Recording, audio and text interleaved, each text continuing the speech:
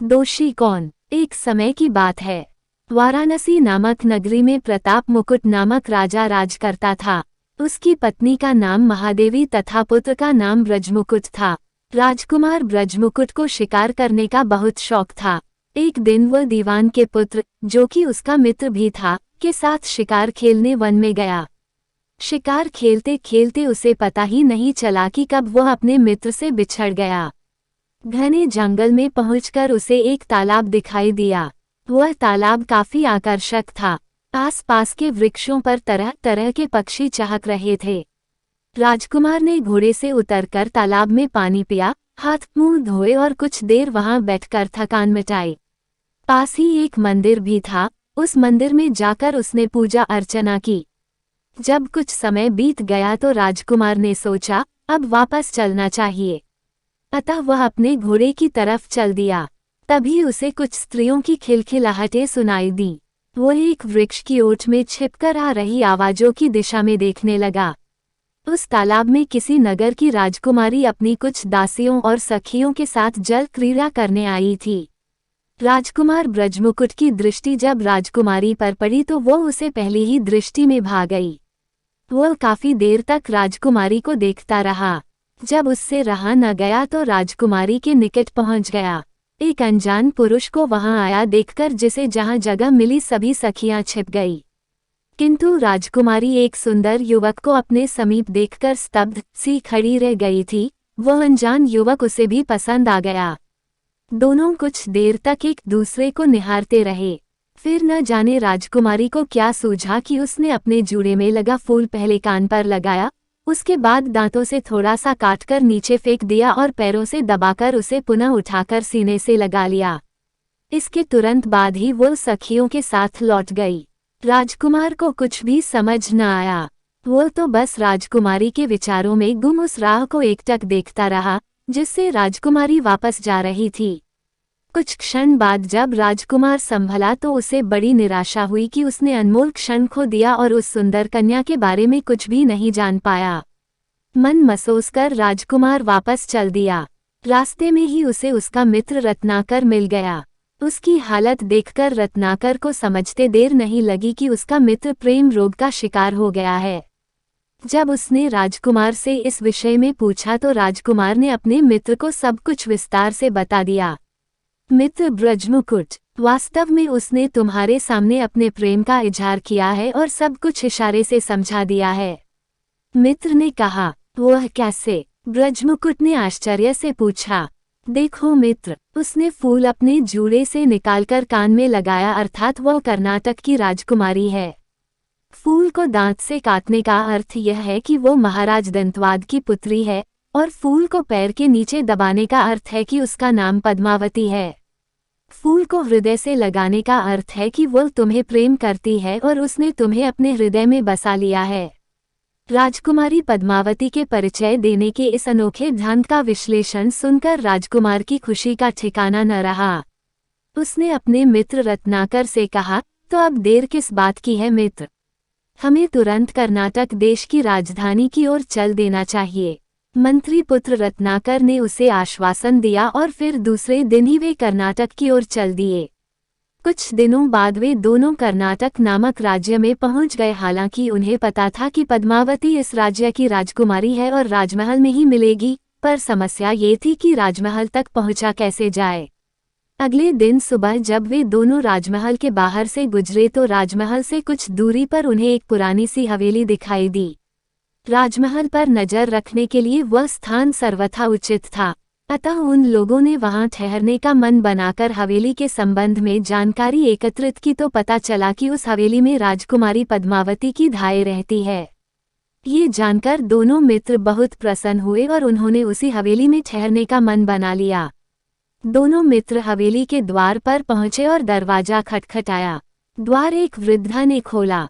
दो अपरिचितों को अपने सामने खड़े देखकर उसने पूछा, कहो बेटे, क्या काम है? माताजी, हम व्यापारी हैं और इस राज्य में व्यापार करने आए हैं। 1-2 दिन में हमारा सामान भी आ जाएगा। हम ये जानना चाहते हैं कि क्या यहाँ पर कहीं रात गुजारने की व्यवस्था हो सकती है। दीवान के पुत्र ने कहा, बेटा, तुम दोनों मुझे भले आदमी लगते हो, तुम चाहो तो मेरे यहाँ ठहर सकते हो। मैं बूढ़ी इस हवेली में अकेली ही रहती हूँ। इस कृपा के लिए दोनों ने वृद्धा का आभार प्रकट किया और हवेली में प्रवेश कर गए। वृद्धा ने उनका यथोचित सत्कार किया और भोजन आदि की व्यवस्था की। भोजन कर चुकने के बाद राजकुमार ब्रजमुकुट ने पूछा, माँ, तुम्हारे परिवार के अन्य सदस्य कहाँ हैं? तुम इस हवेली में अकेली क्यों रहती हो? मेरा अपना इस दुनिया में कोई नहीं है बेटा। ये हवेली भी मुझे इस राज्य के राजा ने दी है। वही मेरे गुजर बसर की व्यवस्था भी करते हैं। वृद्धा ने उत्तर दिया, अच्छा, पर क्यों? ये सब कुछ जानते हुए भी राजकुमार के मित्र ने अचरज से पूछा, बेटा, मैंने इस नगर की राजकुमारी पद्मावती को इन हाथों में पाला है, किंतु अब इस वृद्धावस्था में मेरा क्या काम? अतः मैं यहाँ रहती हूँ और कभी कभी महल में जाकर राजकुमारी से मिल आती हूँ। मैं महल में कभी भी आ जा सकती हूँ, मुझे कोई मनाही नहीं है। राजकुमार का दोस्त बड़ा ही समझदार और कूटनीतिज्ञ था। उसने धीरे धीरे बुढ़िया को अपने रुख पर लाने की चेष्टा की और बड़े ही अपनत्व से पूछा, माँ, अब आप जब महल में जाएंगी तो क्या राजकुमारी को हमारा एक संदेश दे देंगी? संदेश? कैसा संदेश बेटा? एकदम चौंक कर बुढ़िया ने पूछा, और राजकुमारी से तुम्हारा क्या संबंध है? देखो माँ, जैसे तुम राजकुमारी की धाय माँ हो, वैसे ही हमारी भी माँ समान हो। हम तुमसे कुछ भी नहीं छिपाएंगे। यह मेरे मित्र अवश्य हैं, किंतु ये पड़ोसी देश के राजकुमार हैं। कुछ दिन पूर्व इन्होंने राजकुमारी को देखा था, तब से इनकी उनसे विवाह करने की प्रबल इच्छा है। वृद्धा ने गौर से राजकुमार को देखा। राजकुमार हर दृष्टि से राजकुमारी के योग्य था। अतः बुढ़िया ने कहा, ठीक है बेटा, मैं तुम्हारा काम करूंगी। ठीक है माँ, तुम उससे केवल इतना कहना कि ज्येष्ठ सुदी पंचमी को तालाब के किनारे मिला राजकुमार तुमसे मिलने तुम्हारी नगरी में आ पहुंचा है। मंत्री पुत्र ने कहा। अगले दिन वृद्धा राजकुमार का संदेश लेकर राजमहल में जा पहुंची। महल में पहुंचकर वृद्धा ने राजकुमारी से भेंट की। दोनों में कुछ देर तक तो औपचारिक बातें होती रहीं। फिर अवसर देखकर वृद्धा ने राजकुमारी से कहा, पुत्री, ज्येष्ठ सुदी की पंचमी में जो राजकुमार तुझे मिला था वह यहाँ आ पहुंचा है और मेरी ही हवेली में ठहरा हुआ है। कोई उत्तर देने के बजाय राजकुमारी पद्मावती ने चंदन पुते हाथों से वृद्धा के दोनों गालों पर एक एक चपत जड़ दी। चपत इस तरीके से जड़ी गई थी कि हाथों की 10 उंगलियां उसके गालों पर छप गई। राजकुमारी की इस हरकत से वृद्धा सख्ते में आ गई। फिर सहमी हुई सी वह अपनी हवेली पर लौट आई। हवेली पर आकर उसने सारी बात राजकुमार को बता दी। राजकुमार भी राजकुमारी की इस हरकत पर हतप्रभ रह गया, परंतु राजकुमार का मित्र सारी बात समझ गया। उसने राजकुमार से कहा, दुखी मत हो मित्र, पद्मावती ने तो तुम्हारे लिए संदेश भिजवाया है। क्या मतलब? राजकुमार चौंका। बुढ़िया भी चौंकी। अरे भाई, पद्मावती ने जो चंदन भरे हाथ अपनी दाई माँ के गालों पर छापे हैं उसका अर्थ है कि चांदनी के 10 दिन बीत जाने के बाद मुलाकात होगी। मित्र ने समझाया। राजकुमार और वृद्धा को जब राजकुमारी के संदेश का पता चला तो वे आश्चर्यचकित और प्रसन्न हुए। 10 दिन बीत जाने के बाद वृद्धा पुनः राजकुमारी के पास ब्रजमुकुट का संदेश लेकर गई। तो इस बार उसने केसर के रंग में 3 उंगलियां डुबोकर उसके मुंह पर मारी और उसे वापस हवेली जाने को कहा। वृद्धा ने वापस आकर सारी बात राजकुमार को सुनाई तो राजकुमार शोक से व्याकुल हो गया। राजकुमार के मित्र ने कहा, इसमें हैरान होने की क्या बात है? उसने कहा है कि मुझे मासिक धर्म हो रहा है। 3 दिन और ठहरो। 3 दिन बीतने पर वृद्धा फिर वहां पहुंची। इस बार राजकुमारी ने वृद्धा के गाल पर काला रंग लगाकर उसे पश्चिम की ओर खुलने वाली खिड़की से जाने को कहा। लौटकर जब वृद्धा ने राजकुमार को सारी बात बताई तो मित्र ने कहा, राजकुमार, अब तुम दोनों के मिलने का समय आ गया है। रात के घने काले अंधेरे में राजकुमारी ने पश्चिम दिशा में तुम्हें बुलाया है। ये सुनकर राजकुमार की खुशी का ठिकाना न रहा। उसके लिए तो एक पल भारी पड़ रहा था। उसने वृद्धा धाय से पश्चिम दिशा की पूरी जानकारी प्राप्त कर ली। फिर रात होने पर वह राजकुमारी से मिलने पहुंच गया। राजकुमारी पद्मावती को सामने पाकर राजकुमार की खुशी का ठिकाना न रहा। राजकुमारी भी पश्चिम दिशा में खुलने वाले द्वार पर खड़ी उसी की प्रतीक्षा कर रही थी। दोनों बरसों के बिछुड़े प्रेमियों की भांति आलिंगनबद्ध हो गए। तत्पश्चात राजकुमारी उसे अपने महल में ले गई। फिर कई दिन, कई रात प्रेमालाप में बीत गए। एक दिन अचानक ब्रजमुकुट को अपने मित्र रत्नाकर की याद आई। वह सोचने लगा कि मुझे यहाँ इतने दिन हो गए, मेरा मित्र क्या सोच रहा होगा। उसे रह रहकर अपने मित्र की चिंता सताने लगी। उसे परेशान देखकर राजकुमारी ने पूछा, क्या बात है राजकुमार, आप कुछ परेशान से दिखाई दे रहे हैं। पहले तो राजकुमार उसे टालता रहा, किंतु जब राजकुमारी ने जोर दिया तो उसने कहा, मेरा एक मित्र है, उसी ने तुम तक पहुंचने में मेरी सहायता की है। अन्यथा मैं तो तुम्हारे उलझे संदेशों को समझ ही नहीं पाता। मेरा वह दोस्त अकेला हवेली में रह रहा है, अब मुझे इतना समय यहाँ हो गया, वह मेरे बारे में क्या सोचता होगा। क्या मुझे उसकी खैर खबर नहीं लेनी चाहिए? क्यों नहीं राजकुमार, आखिर वह तुम्हारा सच्चा मित्र है, तुम उससे मिलने अवश्य जाओ और मेरी तरफ से कुछ मिष्ठान लेते जाओ। यह मिष्ठान केवल अपने मित्र को ही खिलाना और कहना कि मैंने खास तुम्हारे लिए भेजा है। इन्हें खाकर वह तुम्हारे विछोह के गम को भूल जाएगा। राजकुमारी ने कहा। राजकुमार मिष्ठान लेकर धाई की हवेली में वापस आ गया। वहां उसका मित्र बेचैनी से उसकी प्रतीक्षा कर रहा था। दोनों एक दूसरे से गले मिले। रत्नाकर ने उससे सभी कुछ विस्तार से पूछा। सब कुछ बताकर अंत में राजकुमार ने कहा, मित्र, राजकुमारी पद्मावती ने तुम्हारे लिए मिष्ठान भेजे हैं, ये लो। उसने कहा है कि मैं ये सिर्फ तुम्हें ही दूं, ये सिर्फ मेरे लिए है। मित्र चौंका। क्यों, क्या हुआ, क्या वह तुम्हारे लिए मिष्ठान नहीं भेज सकती? राजकुमार ने पूछा। नहीं, ऐसी बात नहीं है, पर जरा विस्तार से बताओ कि राजकुमारी पद्मावती ने क्या कहकर मिष्ठान भेजे हैं। राजकुमार ने मित्र को सारी बात बता दी। मित्र सोच में पड़ गया कि ऐसे कौन से मिष्ठान होते हैं जिनसे मित्र के विछोह का गम भुलाया जा सकता है। मित्र को न जाने क्या सूझा कि उसने हवेली से बाहर आकर कुत्ते को मिष्ठान का एक टुकड़ा खिलाया। खाने के कुछ क्षण बाद ही कुत्ता मर गया। ये सब देखकर राजकुमार आश्चर्यचकित हो उठा। उसे समझ न आया कि आखिर राजकुमारी ने ऐसा क्यों किया। जब उसने मित्र से इसका कारण पूछा तो उसने बताया, मित्र, वास्तव में राजकुमारी तुमसे बहुत प्यार करती है और वह नहीं चाहती कि उसके प्रेम को कोई और बांटे, इसीलिए उसने ऐसा किया है। ये सुनकर राजकुमार को बड़ा गुस्सा आया। उसने कहा, मैं राजकुमारी को इस अपराध का दंड अवश्य दूंगा। नहीं राजकुमार, वह मन की बिल्कुल बुरी नहीं है, उसने जो कुछ भी किया है तुम्हारे प्रेम के वशीभूत होकर किया है।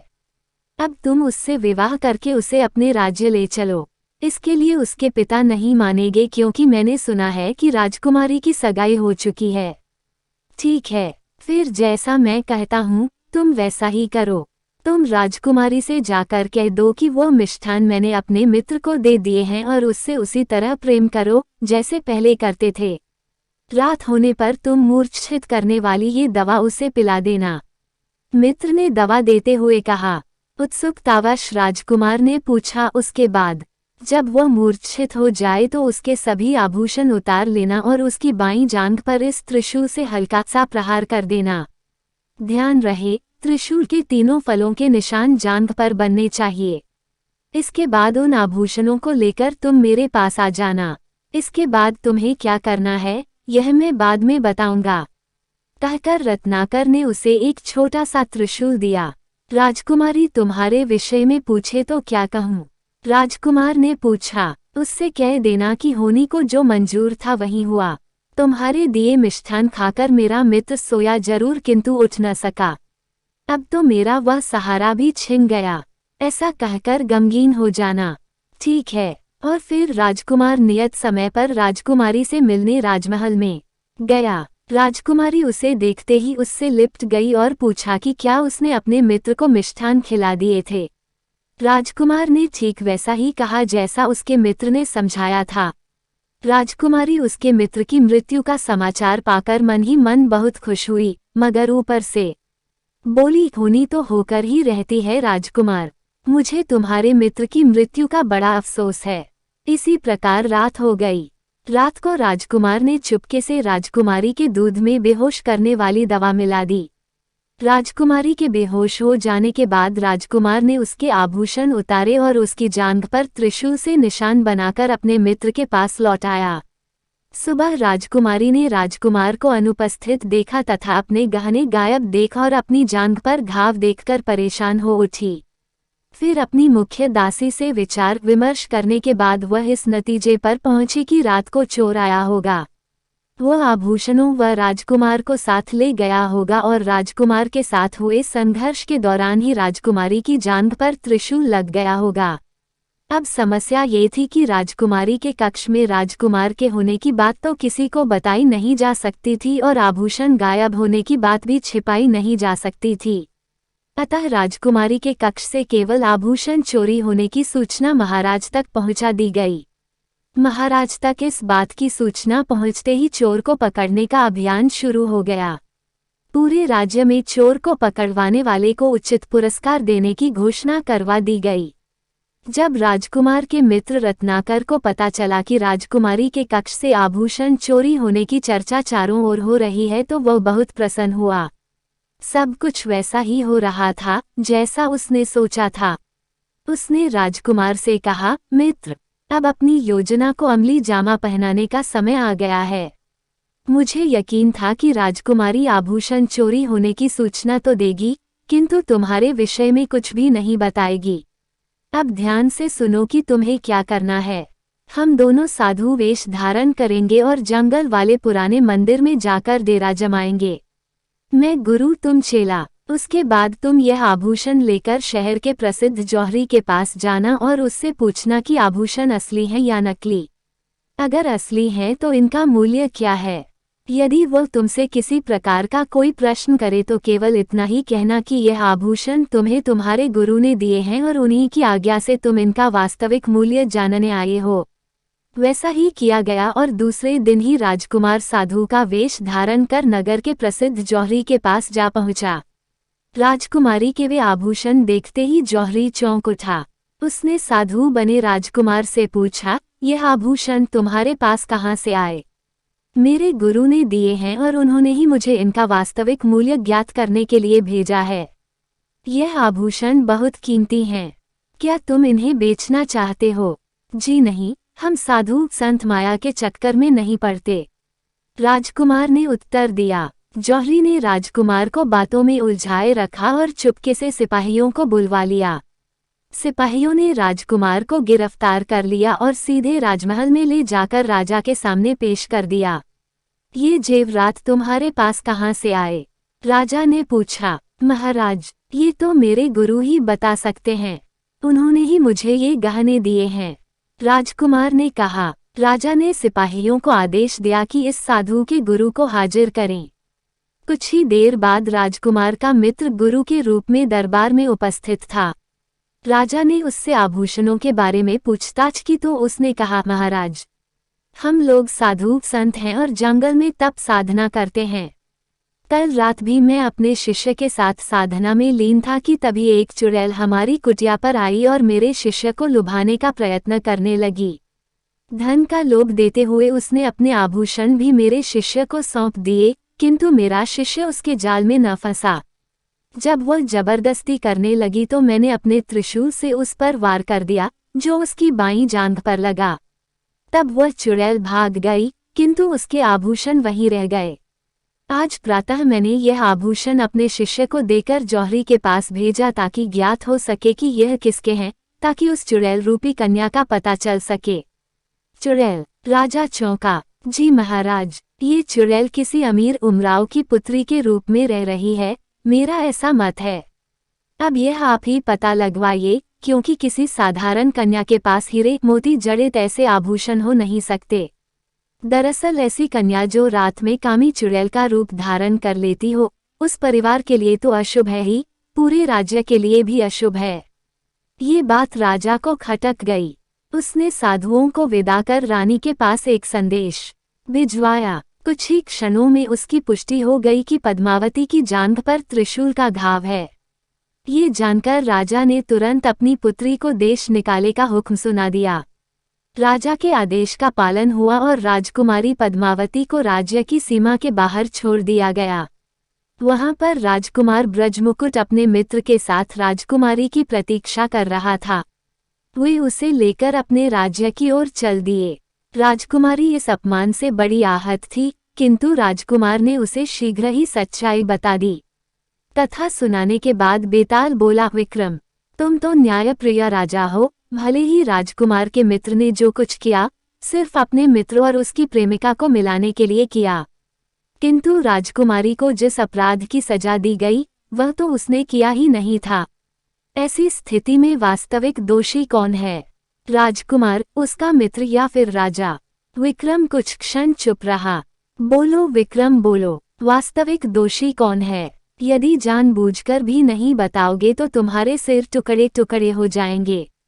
तो सुनो बेताल, राजकुमार तो राजकुमारी के प्रेम में दीवाना था और प्रेम में तो सब कुछ क्षमा योग्य होता है। उसके मित्र ने मित्रता का कर्तव्य निभाया, किंतु राजा ने बिना विचारे न्याय किया।